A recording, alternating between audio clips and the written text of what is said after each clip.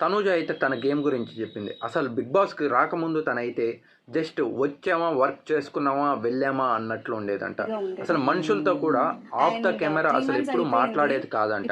ఆ ఒక ఫన్ ఇదంతా కూడా చాలా తక్కువ మనుషులతో, అంటే తన దగ్గర అనే మనుషులతో తప్పితే ఇంకెవరన్నా కొత్త సభ్యులు ఎవరన్నా వచ్చినప్పుడు వాళ్ళతో ఆర్టిస్టులతో గానీ, ఎవరితో గానీ అంత క్లోజ్‌గా మూవ్ ఆన్ అయ్యేది కాదంట. తనకు అసలు మనుషులంటే భయం అంట.